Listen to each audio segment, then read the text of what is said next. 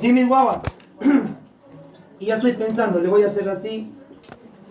Recuerden, el medievo es simple, mis guaguas. Es simplecito. ¿Por qué? Porque contradice lo de acá arriba. Dice, ve, el hombre no es el centro. Habla huevadas. El centro es Dios. ¿Por qué? Porque el razón es Diosito.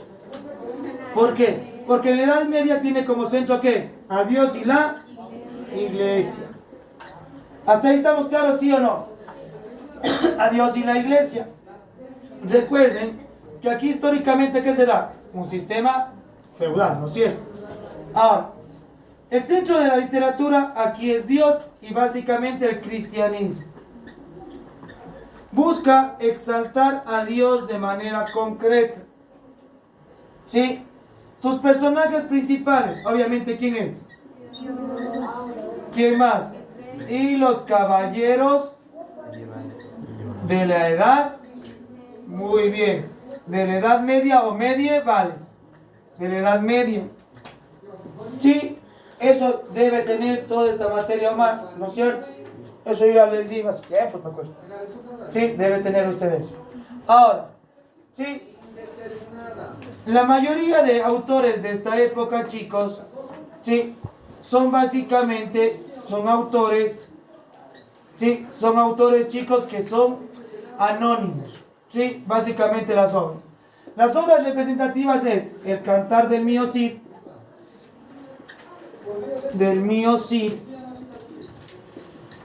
la Canción de Roldán,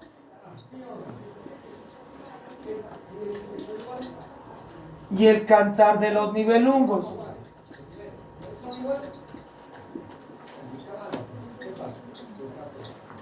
Y el Cantar de los Nibelungos. Ahora, escuchen. Estas son las obras principales aquí. El escenario de esto de aquí va a ser Europa Central. Sobre todo los reinos, sí, de Europa de la época. ¿Cuáles son los reinos? Francia, España, Gran Bretaña. Ahora escuchen. Petrarca, Boccaccio y Dante Alighieri. Vamos, primero, Petrarca. Él escribe el Cancionero. Boccaccio. ¿Sí? Boccaccio, él escribe el Decameron.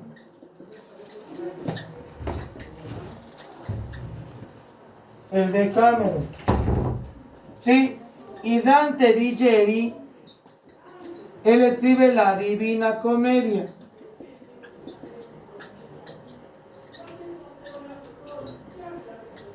La Divina Comedia. ¿Estamos claros hasta ahí? ¿Sí o no? Sin embargo, estos autores nacen en esta época. Es decir, nacen entre el año 400 y 1453. ¿Entendieron o no? Es decir, ¿estos tenían como centro a Dios? No, no tenían como centro a Dios. Pero todos estos, ¿qué tenían? Sí tenían como centro a Dios el Cantar del Mío Cid, la Canción de Roldán y el Cantar de los Nibelungos. Sí tuvo como centro a Dios. ¿Entendido? ¿Sí o qué? Espero que sí. Después de esto tengo el Renacimiento. Sí, vamos, tercera escuela. Me van diciendo la hora porque hoy termino 5 minutos antes, ¿ya? Ya, me dice Kika, por favor, 5:55, por favor. Para yo también descansar un ratito antes de echar vuelta a las 8, ¿ya? Sí, a ver, y voy a tratar de veces que puedo, chicos. Vamos. Humanismo o Renacimiento. Recuerden, esta es la tercera escuela. Lo primero que va a hacer es esta, ¿qué?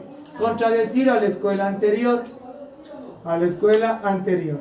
Es decir, ¿va a contradecir a qué? Al medio. Muy bien, medioevo.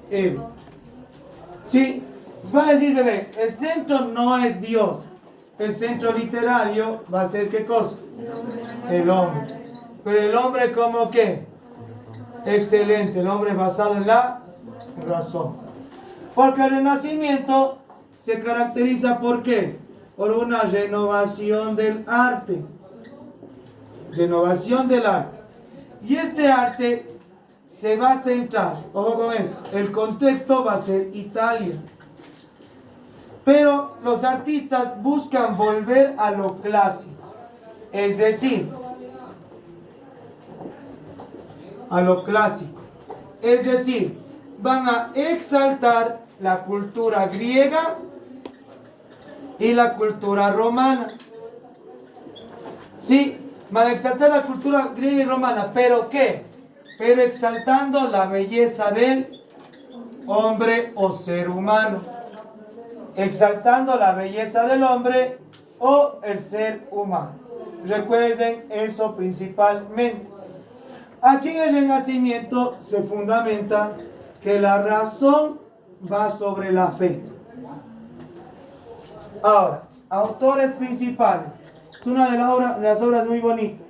Lazarillo de Tormes. ¿Qué escribe Lazarillo de Tormes? Sí, esta es la obra, ¿no? Esta obra fue, ¿qué cosa? Anónima. Sí, muy linda obra. Otro autor, póngale por favor, Alonso de Ercilla. Alonso de Ercilla. ¿Qué escribe Alonso de Ercilla? La Araucana. Sí, Miguel de Cervantes. La obra fundamental de él es el Hidalgo, Don Quijote de la Mancha. Sí, Erasmo de Rotterdam. Cuando hablo de Erasmo de Rotterdam, sí, Erasmo de Rotterdam, él escribe directamente Elogio de la locura. De la locura. Maquiavelo. Maquiavelo. Sí, él escribe una obra muy bonita llamada El Príncipe. Por favor, ya saben, los personajes y el contexto. Ahora, a esto se denomina en el Renacimiento el famoso siglo de las luces. Y ya. El barroco nace junto con el siglo de oro de la literatura española. Junto con el siglo de oro de la literatura española. Ahí nace el barroco. El barroco se va a caracterizar principalmente porque busca exaltar una actitud pesimista. Es un arte un poco abigarrado y bizarro. Pero la característica fundamental del barroco, ¿qué es, Majo? Gran cantidad de recursos. Muy bien. Abundancia de recursos literarios. Sí, abundancia de recursos literarios. ¿Qué era un recurso literario? Era aquella que embellecía el mensaje o el lenguaje. Muchas gracias. Sí, aquello que embellecía el lenguaje. Ahora, dentro del barroco tengo dos subcorrientes, que es el culteranismo y el conceptualismo. Al enfrentamiento de estas dos se le conoce como la pelea del siglo de oro.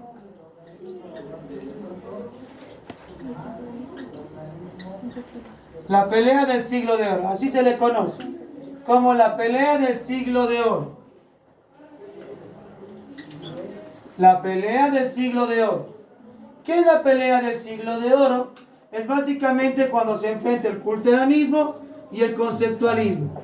Ellos van a tener como semejanza el pesimismo, los recursos literarios, pero van a tener enfoques diferentes. Sí, a un lado el culteranismo dice que la literatura debe ser bonita, bastante estética. Utiliza recursos literarios para formalizar o básicamente ¿para qué? Busca recursos literarios para hacer más difícil el mensaje. Dice que la literatura debe ser para los ricos y debe enfocarse directamente en la métrica, ¿sí? Y la rima, con la utilización de recursos. Es decir, utiliza recursos literarios para hacer bonito él. Sí. El principal representante del culteranismo se llama Luis de Góngora. Y él dice que Góngora. Él dice que la literatura debe ser bonita, estética, que debe enfocarse directamente en lo que hace referencia a la belleza. ¿Sí? ¿Estamos claros hasta ahí? Vamos. El conceptualismo, vuelta dice, no estás loco. La literatura no debe ser muy bonita. La literatura debe entretener. Se debe utilizar recursos literarios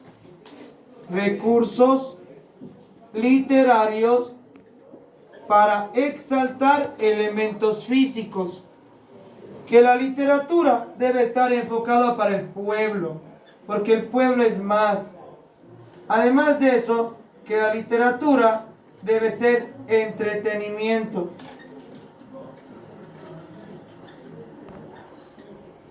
El principal representante es Francisco de Quevedo.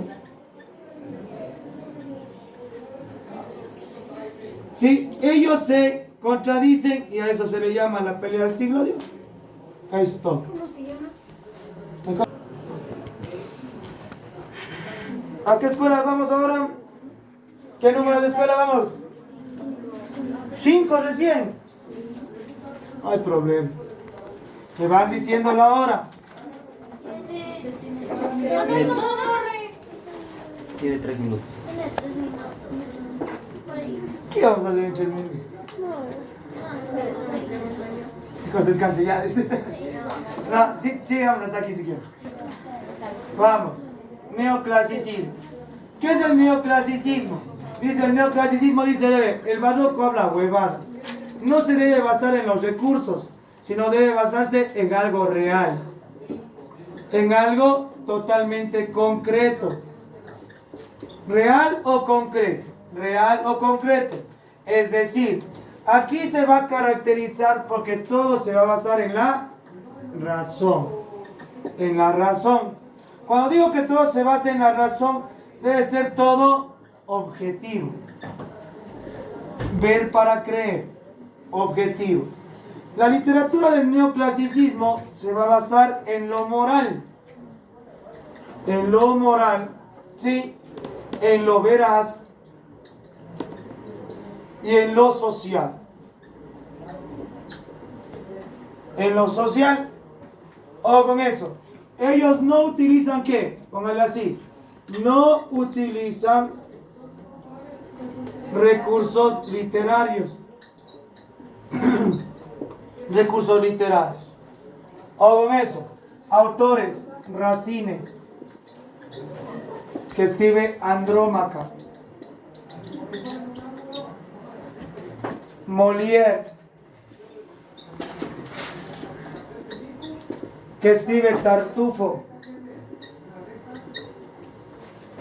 Fernández de Moratín,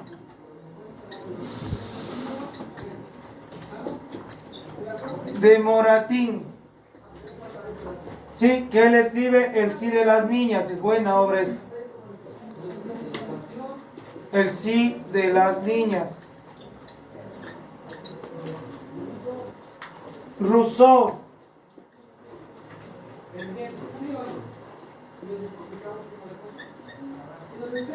que escribe Emilio.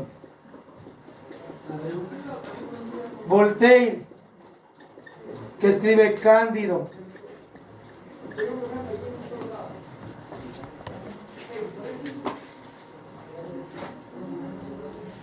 Un minuto. Romanticismo.